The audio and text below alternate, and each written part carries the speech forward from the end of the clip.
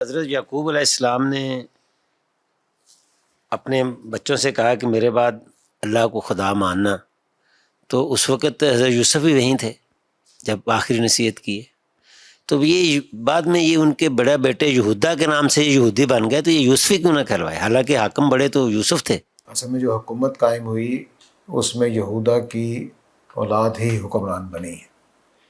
سر ان کے نبی یوسف تھے، یوسف حاکم بن گئے، یوسف کو اللہ نے فضیلت دے دی. حاکم نہیں بنے، وہ مصر میں عزیز مصر بنے. عزیز مصر. لیکن جو بعد میں فلسطین میں حکومت قائم ہوئی ہے وہ یہودا کی خاندان اور لاوی خاندان میں ہوئی ہے. وہ دو بن گئے تھے، ان دو میں ایک کا پھر ختم ہو گیا، ایک کا غلبہ رہا. پھر یہودا کو کیوں فضیلت دے دی جبکہ یہاں نبی تو یوسف تھے؟ فضیلت نہیں، بادشاہت ان کے خاندان میں. سر یہ ایک فضیلت ہی بن گئی، نام ہی یہودی پڑ گیا. وہ تو جیسے آپ کا نام پاکستانی پڑ گیا تو یہ فضیلت کی بات تھوڑی ہے. بس سر یوسفی بھی ہو سکتا تھا نا، وہ یہودی کی بجائے یوسفی ہو جاتا. ان کے گھرانے میں نہیں تھی نا، تھی تو یعقوب کے گھرانے میں. یعقوب کے گھرانے میں جو سب سے بڑا بیٹا اس کا نام یہودا ہے.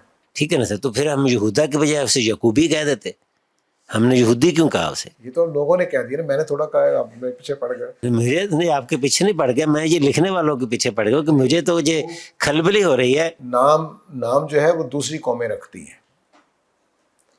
مثلا مغلوں کا نام مغل رکھ دیا. بس کہیں ایسا تو سر نہیں ہو گیا کہ بعد میں جب یہ یہودی بنے تو یوسف کہ حضرت یوسف کی اولاد کے لوگ جو ہیں وہ پیچھے رہ گئے ہوں اور عمل میں یا کسی میں، اور یہودا کی اولاد آگے بڑھ گئی ہو؟ بادشاہوں کے نام سے ریاستوں کے نام پڑتے تھے، سلطنت عثمانیہ.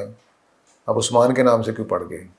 وہ اس سے پیچھے چلے جاتے، کسی جو باپ دادا ہے تو بس لوگ نام رکھ دیتے ہیں، پڑ جاتے. یہ تو مذہب کا نام بن گیا نا سر، سلطنت کا نام نہیں، یہودی تو مذہب کا مذہب نام نہیں بن بنا گیا. تھا، ریاست کا نام بننا تھا. پھر اس کے لوگوں کو یہودی کہنا شروع کر دیا، جیسے پاکستانی. اور فرض کر لیجئے کہ صرف پاکستانی ہی مسلمان ہو تو پھر پاکستانی مسلمانوں کے لیے بولا جائے گا، اس طرح سے ہوا.